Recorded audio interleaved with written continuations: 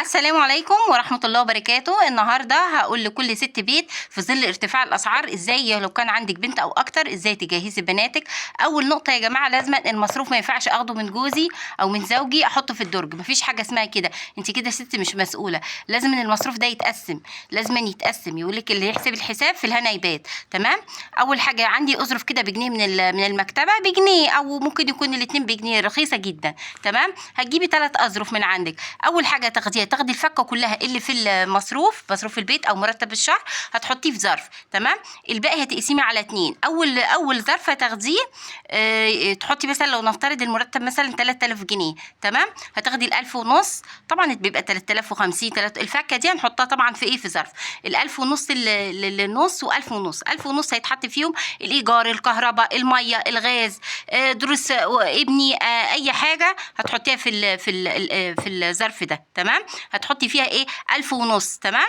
طيب ال1000 ونص التانية هجيب بيها حاجتي كلها. هجيب من اول الكبريت والمرقه والصابون والمنظفات واللحمه والفراخ وكله هيجيبه. ازاي 1000 ونص هيجيبوا يا جماعه؟ في حاجات بدائل. يعني انت مثلا مش هيجرى حاجه لو جبتي مثلا فرختين وقسمتيهم على 8. انا في ناس بتقولك هياكل، ده احنا بنجيب هيكل مش لاقينا. لا يا جماعه، ده هيكل انا مش مع الهيكل خالص، ده عظم. انت لو جبتي فرخه وقسمتيها على 8 هتعمل معاكي اكتر من اكله. كمان ممكن تجيبي بدل تستعيني شهر لحمه مفرومه وكيلو لحمه، كل ده مش هيكمل 1000 جنيه، كل ده مش هيكمل 1000 جنيه. كمان هيتبقى معاكي من 1000 ونص 500 جنيه. هاتي الرز، هاتي السمنه، هاتي الزيت، هاتي العدس، هاتي كل حاجه انت عايزه. قلت من المرقه للكبريت للمسحوق الغسيل لكله، بال500 هيكفوا باذن الله. طبعا انا ما اجيش مثلا اجيب بال10 كيلو مش هيكفينا، لا، ما انا هجيب واقنن يا جماعه. في حاجه كمان فيها تموين، طبعا 3000 جنيه دي مش هتنفع على التموين. هيبقى عندي زيت، هيبقى عندي عيش يوم عيش، يوم مكرونه، يوم رز. فاهماني؟ طيب خلاص كده ال1000 ونص كلنا بيهم. الف هنا وشفا. وهيتبقى معايا، قلنا 1000 ونص التاني شلناهم. 1000 جنيه صرفناهم ميه وكهرباء وغاز ونور ومصاريف الاولاد. طب اتبقى منهم 500، اتبقى منهم 600. ال 600 جنيه دول انا عايزاهم، هم دول اللي انا هحتاجهم. هاخد منهم هقسمهم على 2. في فردة شراب، في شنطة قديمة هتحطي 300 جنيه و300 جنيه. ال 300 جنيه ديت هحولها على طول ده الانسان اللي انت هتستلفي منه، او صاحبتك اللي هتستلفي منها.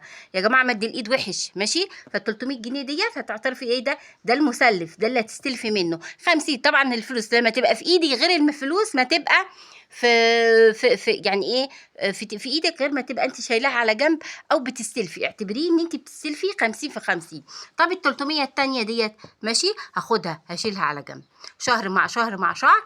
هاتي ال 300 دي، ممكن ال 300 دي تجيب لك مثلا لو عندك بنوته، ابدأي من دلوقتي يا جماعه. حتى 300 على 300 على 300 ممكن تجيبي حله ستانلس، ماشي؟ حتى ما تقوليش اروح اجيب جهاز كهرباء، ما اجيبش خلاط، ما اجيبش غساله، ما اجيبش الحاجات دي، لا ما تجيبيش. ما انت مش هتجيبي في الشهر 300 جنيه. هتلاقي اما تجيبي تحوشيها في صوره سلع، لا اما ما تشالش يا جماعه، دي ما تشالش. ال 300 دي اللي تشال، دي اللي هتستلفي منها. عايزه فاكهه، عايزه حاجه للاولاد، دي هتستلفي منها. اما ال 300 دي ما تشالش. لو عندك بنوته هتروحي تجيبي لها مثلا ايه، طقم صواني، طقم كنك، طقم حاجه المطبخ كلها. ما اروحش اجيب مثلا ايه الملايه هتشيط، طيب ما اروحش اجيب بطانيه، ما اروحش اجيب اي حاجه من القماشات، ما اجيبهاش. دي طبعا بتتجدد والموضه بيروح عليها، فانت دي خليها اختيار بنتك. لكن الالومنيا والاستانلس والحاجات دي كل ما يعافي عليها الزمن وكل ما تقدم كل ما الكواليتي بتاعها بيزيد. تمام.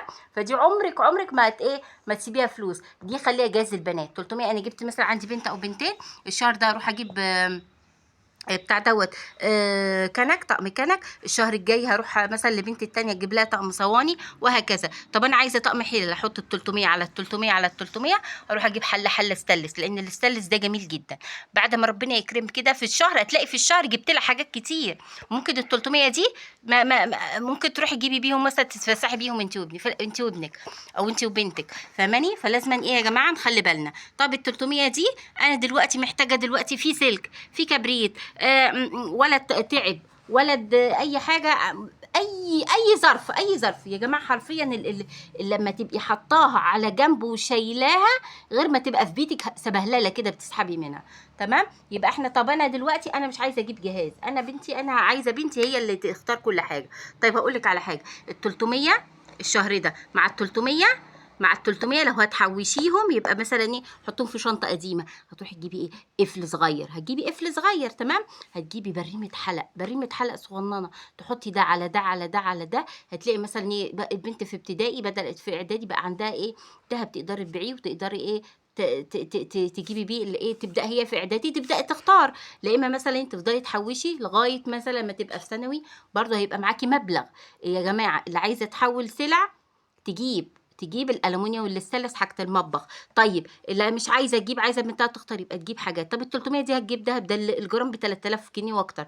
هتجيب يا جماعه شهر مع شهر. خشي جمعيه، بس الجمعيه ما تقبضيش في الاخر، الجمعيه اقبضيها ايه في الاول. ليه بقى في الاول؟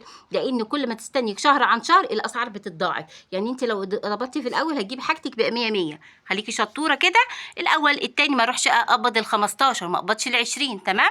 اقبضي ايه، اقبضي في الاول تمام كده. ايه ده انا اللي قلت لك عليه، لازم تعمليه حرفيا من دلوقتي. ما ينفعش يا جماعه امشوا زي ما انا بقول لكم كده. ودي تجربه شخصيه عن والدتي الله يرحمها، كانت بتمشي كده وتربينا واجدادنا. يعني جدي كان مزارع بسيط وكان عندهم 5 بنات ولا 6 بنات، وجهزهم وجوزهم. طبعا ما تقوليش كل حاجه للاكل، الحاجات السريعه لازم تطبخي، لازم تعملي. طب العدس والفول والحاجات اللي احنا نجيبها بال 500 جنيه، ما انت مش هتروحي تجيبي كيلو فول، هاتي ربع وزودي عندك معلقه رز معلقه عدس. الكيلو اللي عدس ب70 جنيه، هاتي ربع. هاتي كميات قليله وربنا يبارك. يلا كده لو عجبك الفيديو يا ريت تحطي لايك واشتراك. فضل وليس امرا، والسلام عليكم ورحمه الله وبركاته. دمتم في رعايه الله.